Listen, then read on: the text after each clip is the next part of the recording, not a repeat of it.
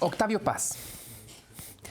He has been named the rebel poet or the poet of freedom.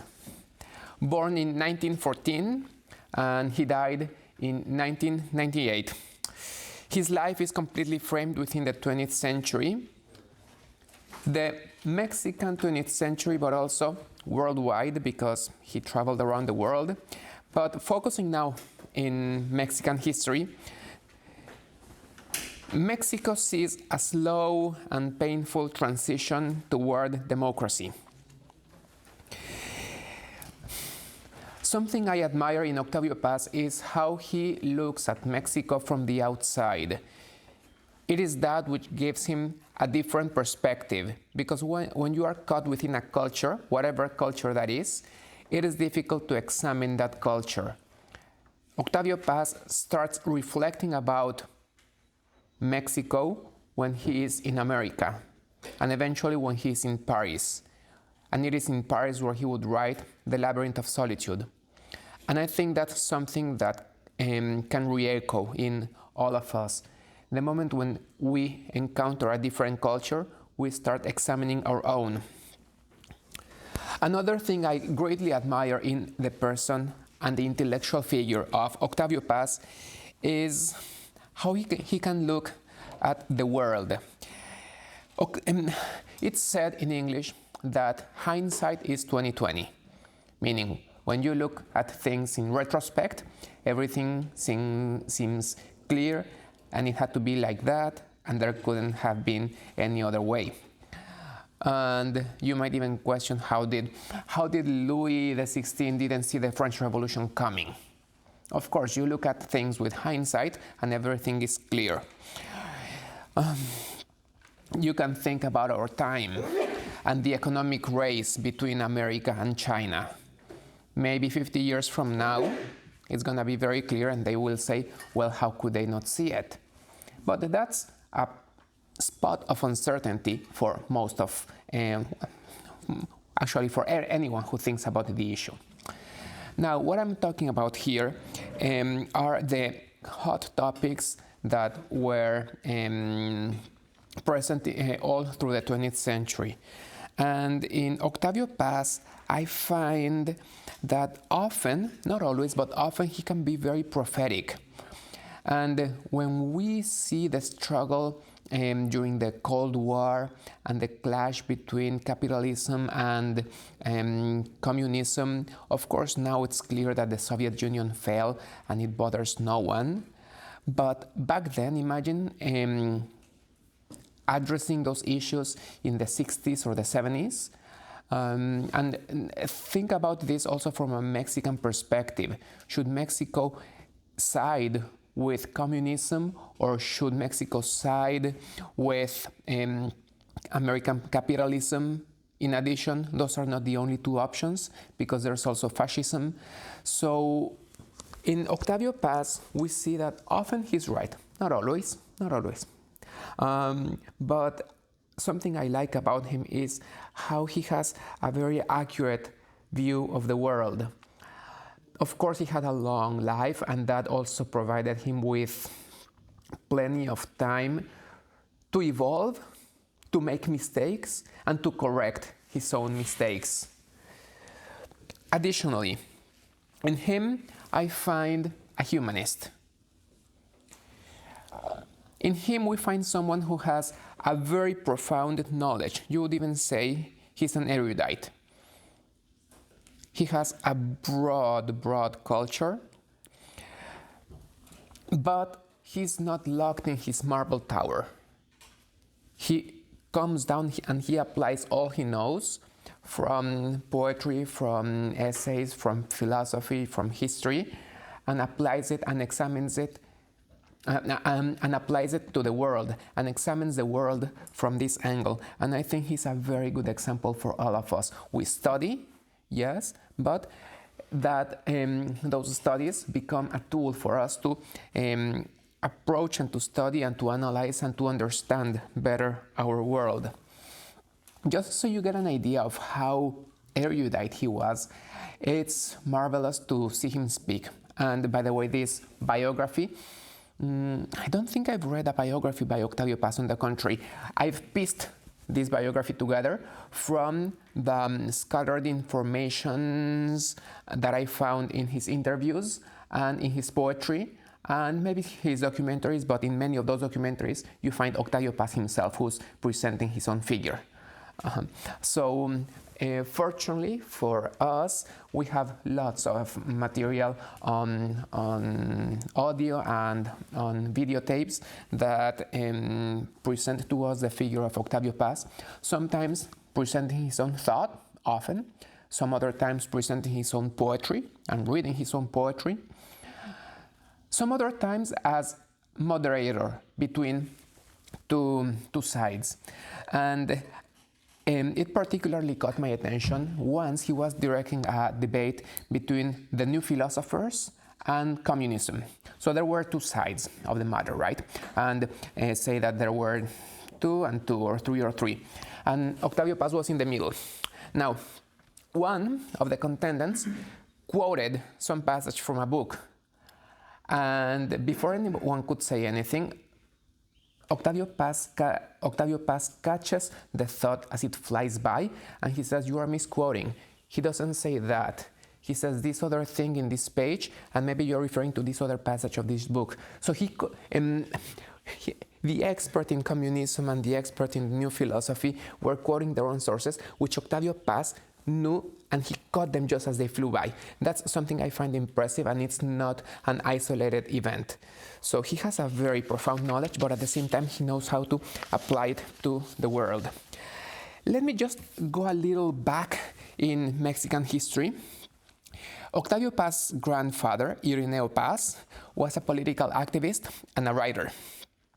First, he had opposed López de Santana. Then he sided with Porfirio Díaz against Juárez, Benito Juárez.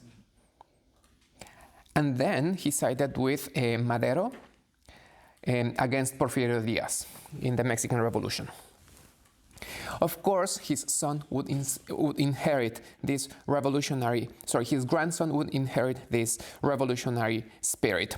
Madero, you can say that he's the first hero and the first martyr of the Mexican Revolution, because the Cerdán brothers didn't accomplish anything. They were just martyrs, but they were not heroes of the Mexican Revolution. Madero was the hero of the Mexican Revolution, and maybe until then there had never been an election so transparent as the election in which Madero got elected as president. However, Victoriano Huerta, who is known to Mexican history as the usurper, el usurpador, had Madero murdered, and he seated on the presidential chair. And it is in this context, on the 31st of March, 1914, when Victoriano Huerta is president, that Octavio Paz was born. So he's born in all the turmoil of the revolution, because the ousting of Madero by Victoriano Huerta provoked a lot of revolts in the country. You know that of Pancho Villa, you know that of Venustiano Carranza, and especially in the south, that of Emiliano Zapata. And his father, whose name was also Octavio Paz, but the father, joined Emiliano Zapata, and both in a military and an intellectual way, favoring those with no lands. Years afterwards, when Octavio Paz was awarded the Nobel Prize, oh, by the way, this biography, I also piece it up from some excerpts or some ideas that you can find in the speech he delivered when he was awarded with a Nobel Prize. That's also a very good resource, and it's very, very well written. Of course, he had to stand at the level of the occasion. In the Nobel Prize speech, Octavio Paz reflects about the uniqueness of the Mexican Revolution, because unlike the French or the Russian Revolution, it's not an ideological group that proposes an idea, but it is just the explosion of a history and a psychology that has been oppressed. You can say that for good or for bad, okay? Because you can say also that the Mexican Revolution had no goal. They had no aim, they had no purpose, and that is why it was so tumultuous. Since it is the explosion of a history and a psychology that had been oppressed, Octavio Paz says that this revolution becomes a revelation. And this revolution is very revelatory of the identity of Mexico, and Cervantes, you can transplant it and also apply it to a wide range of Latin America. His family was completely ruined during the revolution, but he found a lot of refuge in the house of his father, of his grandfather in Mixcoac, near Mexico City. Today is Mexico City, but back then it was in the outskirts of Mexico City. In Mixcoac, he had a house. So even if they were destitute, they still had their house with a beautiful garden, maybe not well tended because there were lots of thorns. And Octavio Paz would recall how he got hurt, but that was part of his child play, and that was part of his adventure. He describes it in a way more poetical way than I'm saying it now. And besides that, he also had his grandfather's library. And again, in the Nobel Prize speech, he recalls how he suffered shipwreck with Sinbad and with Robinson Crusoe, all through his literature. And he conquered Valencia alongside with El Cid. And he wanted to stay at leisure in the island of Calypso. The fig tree in the garden, moved by the wind, reminded him of a pirate ship. And this was an idyllic childhood. In spite of all the turmoil of the revolution, I don't think Octavio Paz was aware of what was going on until what he calls his awakening. Childhood for him is an eternal present. It's an all-encompassing space. My space is the space, and there's no space beyond the space I live in. My time is the time I live in is my time, and there's no time beyond that. So he might have been like 6 years old when an older cousin presented him with a magazine, and she showed to him a picture saying, "These are the soldiers who come back from war." It was a parade, maybe in New York City, and maybe 2 or 3 years had already gone by since the end of World War I. But this made the young child, Octavio Paz, who was only like 6 years old, reflect about, okay, there's a time beyond the time I know. There was a war, and I was not aware of that. And there's a space like New York City and many other spaces that I don't know of.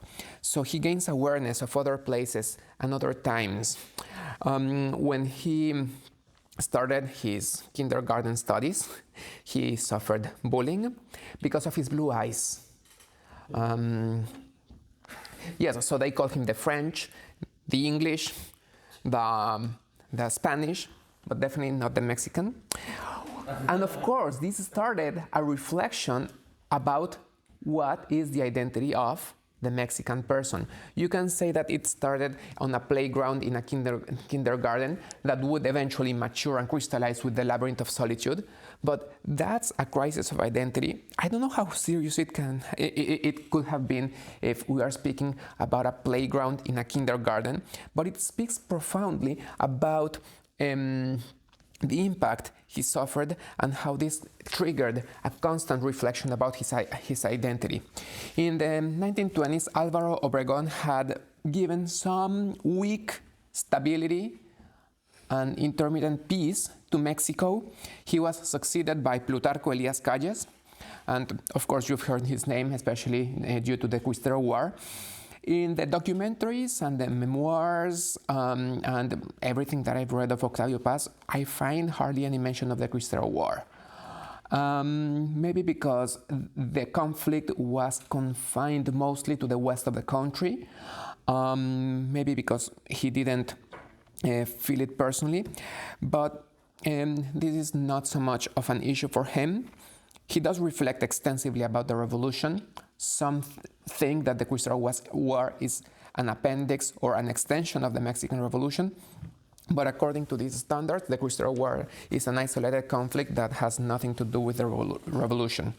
In 1930, he joined the Colegio de San Ildefonso, maybe one of the most high-ranked institutions in Mexico City. José Vasconcelos and Alfonso Reyes, for example, were former students of the Colegio de San Ildefonso. By the way, this is like a high school. So we're speaking about the level. We are not speaking about a college level. It's like a high school. And there he was tutored, and he had professors like the poet Javier Villaurrutia and Carlos Pellicer. It is then when he began writing his own poetry. And he founded a short-lived magazine called Barandal, that means banister, which died in 1932. He considers his early poetry a stammering imitation of the Romantic models, and he was not proud of it. Actually, he himself destroyed most of his early poetry, so nothing he wrote before 17 has survived. His experimentations with lyricism and innovations in language were praised by Rafael Alberti, who was back then a well-established poet when Rafael Alberti visited Mexico. In these times, many of his friends sided with communism. A few of them sided with fascism. Octavio Paz, you can see a constant in his life, which is a leaning toward the left.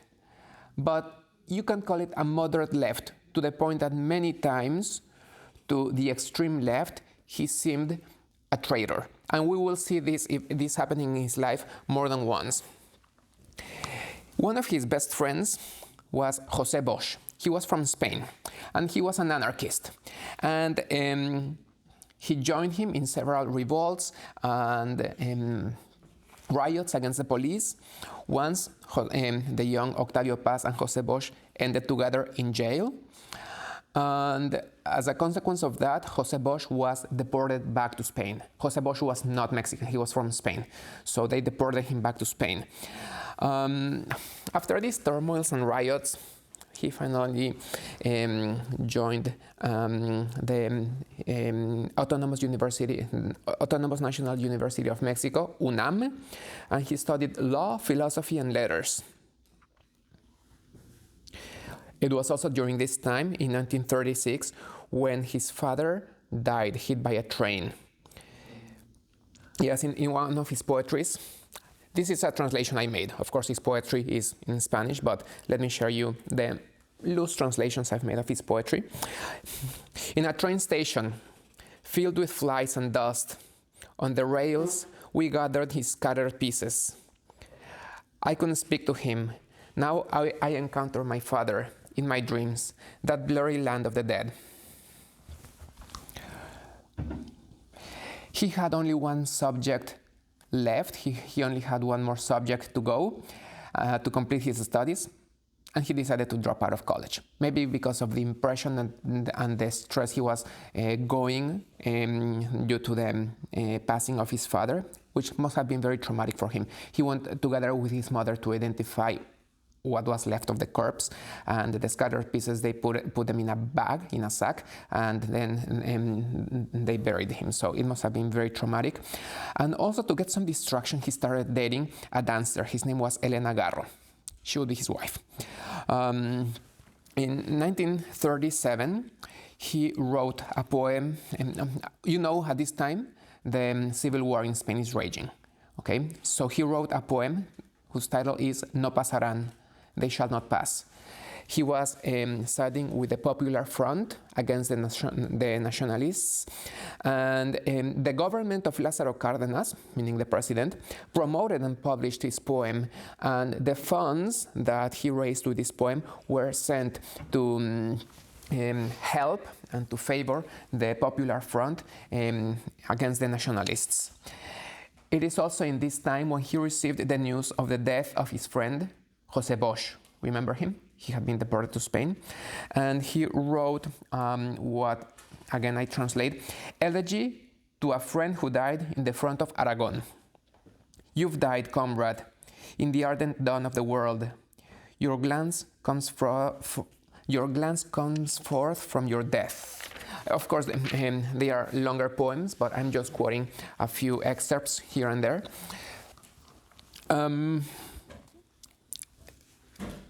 He was invited to Valencia to join the anti-fascist writers. So this speaks to some extent how he was gaining literary fame, and he was more and more renowned, even if he was still very young. So here he departed, but before he departed, in some kind of jest and joke, and maybe seriously, he took Elena Garro, and they went to a civil judge, and they got married. So they both went together, first to New York, and from New York they went to Paris. And in Paris they were received by the Chilean poet Pablo Neruda. They would become very good friends, then they would quarrel, and there would be a very harsh animosity between them, and in the end they would reconcile. And maybe I will have not time to delve into that later on, so let me just focus now on Pablo Neruda. Pablo Neruda is well-renowned Chilean poet, and he was back then also a well-renowned Chilean poet. Maybe he was 10 years Octavio Paz's senior, but he admired him, and they were good friends.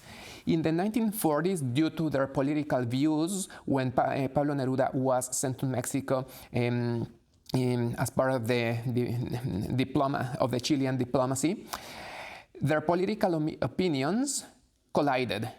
And they quarreled, and they almost ended up punching one another, but they ended up not talking to one another. And this also provoked many intellectuals and many poets to withdraw from Octavio Paz. But the important thing is that although this enmity lasted for like 25 years, shortly before Pablo Neruda's death, they reconciled. And in one of his interviews, or in one of his conversations, Octavio Paz was asked about this incident, and he said, Pablo Neruda is widely read, he's widely recognized, and what do you think about that? And he says, yeah, the poetry of Pablo Neruda is great. Political opinions pass, poetry remains, and I hope the same thing will happen with me. I have my political opinions. I try to be honest. Actually, I consider it almost like a moral duty to speak up my moral opinions. But I hope I will be remembered for my poetry. Coming back to 1937, Pablo Neruda received him in Paris, and then they went to Valencia, and there he encountered and befriended great poets like César Vallejo, Antonio Machado, Vicente Huidobro, Rafael Alberti, and he was soon disappointed. After the first splendor of those meetings, he was disappointed because around them there was poverty and war. And the writers who were writing against fascism got together in banquet halls and drove luxury cars. In addition, some intellectual called André Gide had written against Stalin. And for the anti-fascist, any opposition to communism was fascism. So you see, there was no middle point. And many intellectuals banned and censored André Gide. Octavio Paz was silent, and he would regret his silence, because inwardly he was contrary to this repression. He was in favor of free speech, and André Gide was entitled to say whatever he thought. He was banned, and Octavio Paz said nothing. This is something he would regret, and eventually he would try to make it right. When he was a well-established intellectual figure, he spoke openly about, let's call it this, mistake of his youth, when he didn't speak up for this fellow writer, André Gide. Another instance where Octavio Paz remained silent was with the assassination of Trotsky. You know that after the death of Lenin, Trotsky and Stalin were the two rival figures in the Soviet Union, and Trotsky had to end up going into exile, and he ended up in Mexico. There he was murdered. Octavio Paz thinks he could have said something about it, and he didn't. And again, he regretted his silence. So, learning from these experiences, when he learned about the Soviet gulags, Octavio Paz said to himself, I will not keep silence. And he spoke up, even if that cost him dearly. And he had many detractors for speaking against the policies of Stalin. And of course, the most famous incident, or maybe the most infamous incident he spoke about, was the massacre of Tlatelolco in 1986. 1968. He didn't remain silent. He was still in Spain. And in a ceremony or an event, he was asked to present a poem. He was about to present his poem, and guess what happened? He saw José Bosch. Yes, his departed friend, his deceased friend. And he almost dropped death. And then they went for lunch together. And it turned out that the news about José Bosch's death had been a false news. But imagine Octavio Paz and the impression he must have felt. All José Bosch said to him was, what you are defending is an error. What you are defending is an error. And then José Bosch departed from his life forever. He never knew about him anymore. I've already mentioned his quarrel with Pablo Neruda, who arrived to Mexico in 1941.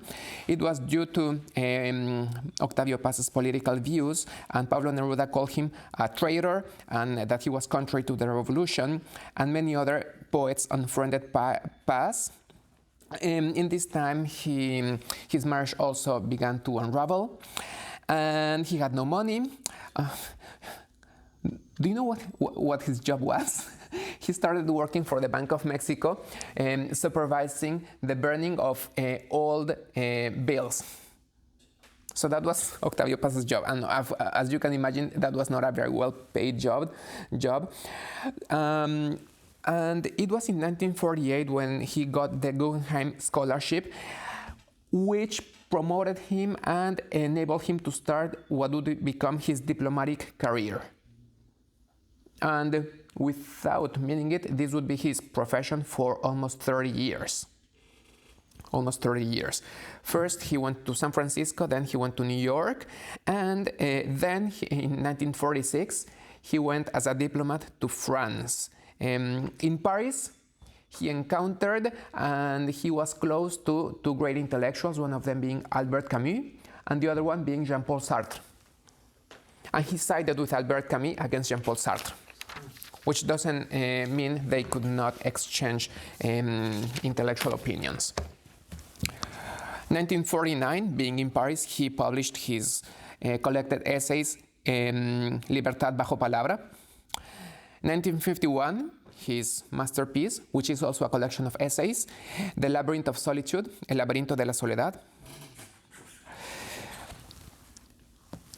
Perhaps, this is a speculation, so we don't know for sure, but the point is, the Mexican government perhaps didn't like some of his political views, or the way Octavio Paz was looking at Mexico from the outside. So it might have been a retaliatory measure to remove him from Paris and send him to India. And then from India to Japan. And those were very harsh times because he was confined with his wife and his daughter. Yes, his daughter was Elena Paz-Garro. He was confined in a little hotel, and his wife started suffering from some weird disease. They ended up going to Switzerland, and then they returned to Mexico in 1953. He was not well received. Communism disliked him because of his criticisms of the USSR. The one drop of consolation that he had when he returned to Mexico was the friendship of Carlos Fuentes. And he became very good friends with Carlos Fuentes, at least for a while. They would also become enemies eventually. 1959, he divorced Elena and traveled back to Paris, where he had his new sweetheart, who was Bonatti Bertelli, an Italian paintress. And together they traveled to India. And the relationship with Bonatti Bertelli didn't last. But while he was in India, he received a very pleasant visit, that of Julio Cortázar. In addition, diplomatic life in India was a lot more peaceful than in Paris, meaning he didn't have as much to do, which availed him with lots of time to write. 1963, he was awarded the International Prize of Poetry, thanks to two great works, Blanco, which means white, and The Grammatic Monkey, El Mono Gramático. In India, there's a divinity of literature and of writing, which is the monkey. So, as a reflection of those Indian traditions, he wrote this book. I said that Octavio Paz is called the rebel poet. However, it's important to remark that he's rebel, and in this rebellion, we often find a return to tradition. What traditions are we speaking about? First of all, pro-Hispanic traditions. Traditions of India, traditions of Greece, and traditions of Rome. And those are the main sources from which Octavio Paz draws his inspiration. 1964, he encountered Marie-Josette. Octavio Paz was 25 years her senior, but there was an immediate spark between them. By the way, she was married, but that didn't that didn't prevent them from getting together. And then, after she divorced in 1966, they got married, and it's a very idyllic marriage because they got married underneath one of those ancestral, almost sacred trees in India. And by the way, this would be a happy marriage that would last until the end of Octavio Paz's life. Marie-Josette died in 2018. So you can get an idea of how close to us this is. While he was in India, President, I will not say who ordered it, but at least it was during the presidency of Díaz Ordaz. In 1968, it was the 2nd of October, there was a massacre of students. Over 100 students were killed because of their protestation and the abuse of force on behalf of the Mexican government, which has been known as the Tlatelolco massacre, La Matanza de Tlatelolco. In protest, as a sign of protest, Paz resigned after 28 years of diplomatic services, and it's not like he was unoccupied, because he had plenty of things to do after he resigned.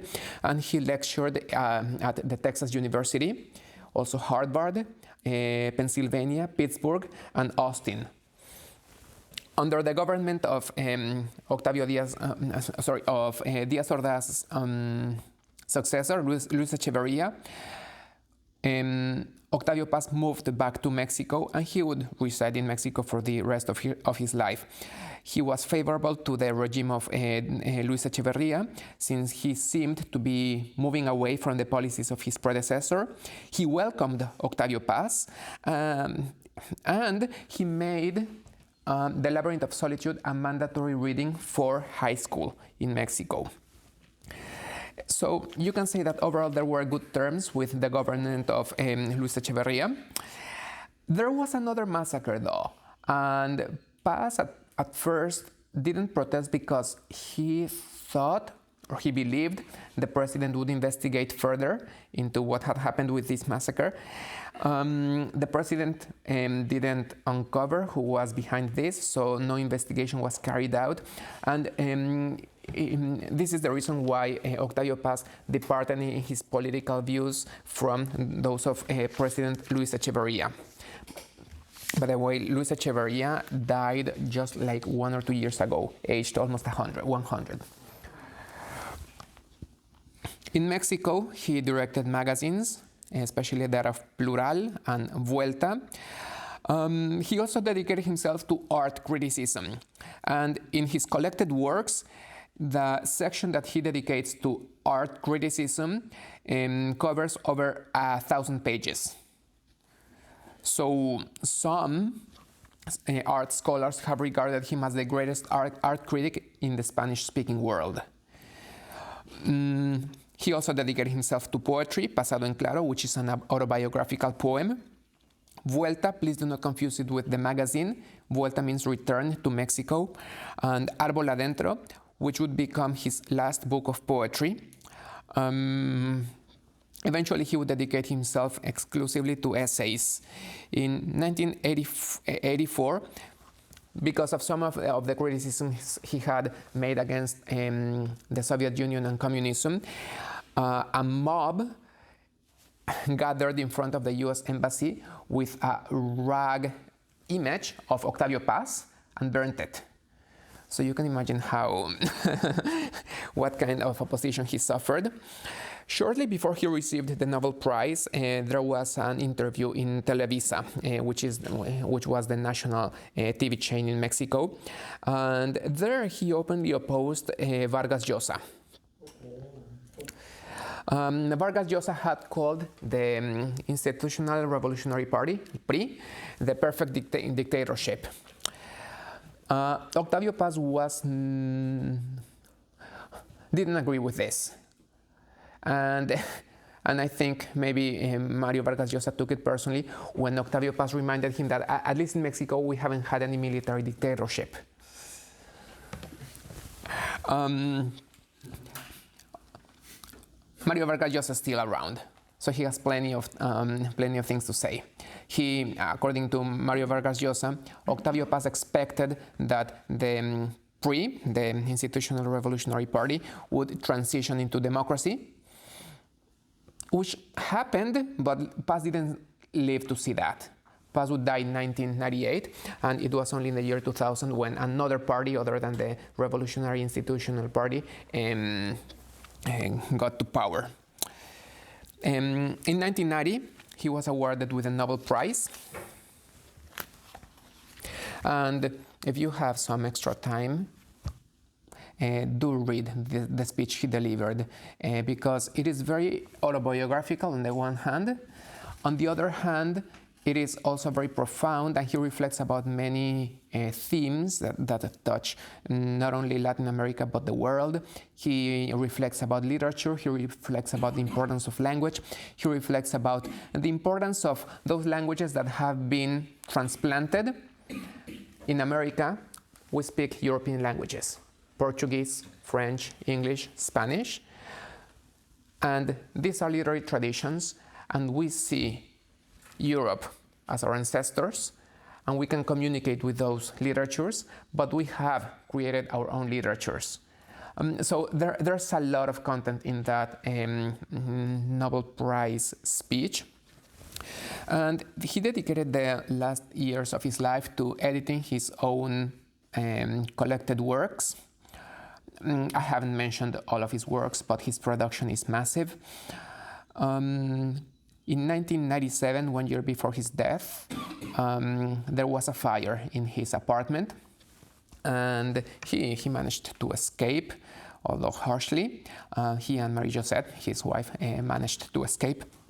But some of the paintings that had been gifted to him and some of the books that he had received from his grandfather's library were destroyed.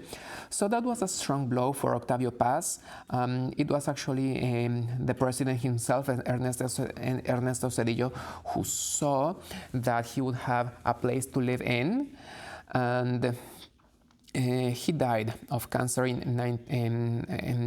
like 2 weeks after he had turned 84. So it must have been April 1998.